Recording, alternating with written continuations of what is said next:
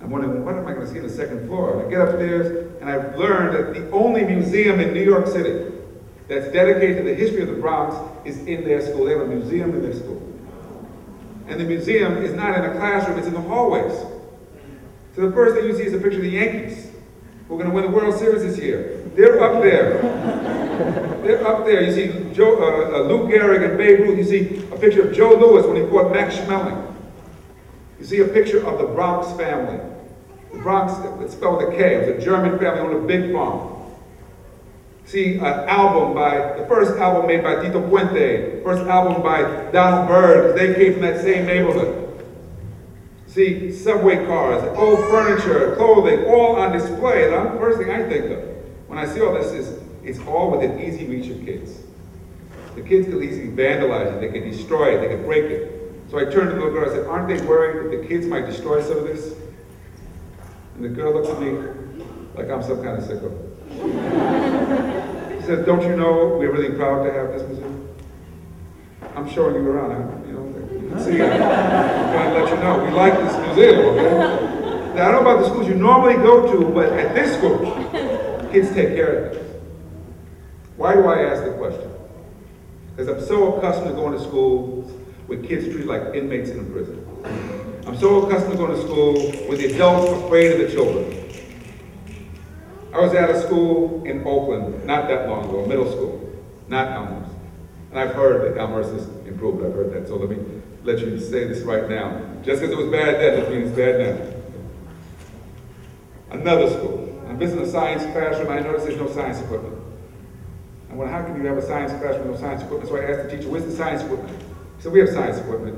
She said, I lock it up. I said, you lock it up? He said, I lock it up so they won't break it. I said, do they ever get to use it? He said, occasionally when they're good, I'll bring it out. I thought to myself, probably don't get to use it very often, because I could tell from her attitude, she was not the generous type. She was the type of person, when we go to someone's house and you notice their furniture is covered? Like they're waiting for a special guest to come, then they will unfurl the furniture. And if you come and the furniture is covered, you know you're not the special guest. But the kids at PS 138 are treated like special guests every day. And they respond like they are. What makes them so special? These are poor kids from the South Bronx who live in the housing projects, rough neighborhood. All the indicators are there, high homicide rates, high poverty, and they go to a school that can meet their needs, and they respond.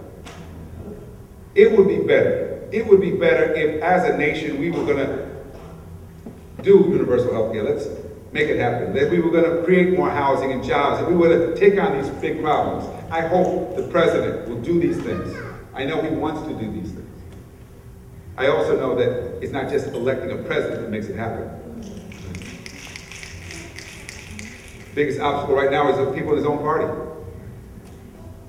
And the fact that we don't have much money other than the debt we've created. But I do know this, that even until the day when we begin to tackle poverty, in the meantime, we can begin to address what's happening in our schools. We can create better schools than we have right now. We don't have to wait. If they can do it at PS 138, if they can do it in Barbados, countries depend on sugarcane and tourism, we can do it right here. There's no reason why Berkeley High shouldn't have an excellent school for all its kids. Oakland has just appointed a superintendent, Tony Smith, who I know very well. He's actually a student of mine while I was on the faculty here. Tony has the vision, the values, he's got the dedication. You know what he needs? He needs help. Tony needs help. Someone was asking me what it's like to come back. I said, you know, I love the Bay Area. I love the beautiful weather. I love the natural beauty. When you see a sunset in the Bay Area, it's nothing like it. I miss it. I miss my friends. But there's something about Berkeley I don't miss.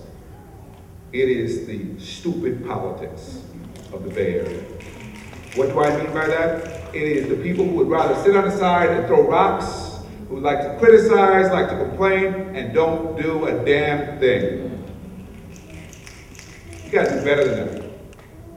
We have a chance right now. You elected, or they appointed a superintendent in Oakland who wants to do the right thing. Help them. Help them. Get involved. Figure out how we can work with this to make Oakland schools improve. Oakland will never be a great city without great schools. We need to get off our butts and take some action. Get involved. Do things. I remember, I'll close with it. I remember one of my former students had started a charter school. The Jingletown Charter School out in East Oakland. I don't know if it still exists anymore. Is it there? Oh, it's gone. I don't know. They might change. I think they changed the name. But at one point, they had no facilities. They had no building. And school was about to start. They said, Pedro, we have no place to put the kids. We have 200 kids coming, no place to put them. I said, can you help us? I said, well, I can help you. So I reserved rooms on campus for the whole classes. And I just said, I need them. And so all of a sudden people notice all these Chicano kids are all over the place, little kids. They say, what's all these kids doing here all day? And why are they here? And how did this happen? And someone asked them, who gave you guys permission? They said, oh, we have it. And they looked at me and said, who told Pedro he could do this? I brought out the dean and I said, you know, what's going on here? I said, you know, this is not, you're not supposed to put a school in it. I said, but we're the School of Education. And they asked for help, and I figured School of Education should be a place where they can get help. He said, well, but that's not really the way we do things. I said, I know. I know, and that's part of the problem. We got to do things differently.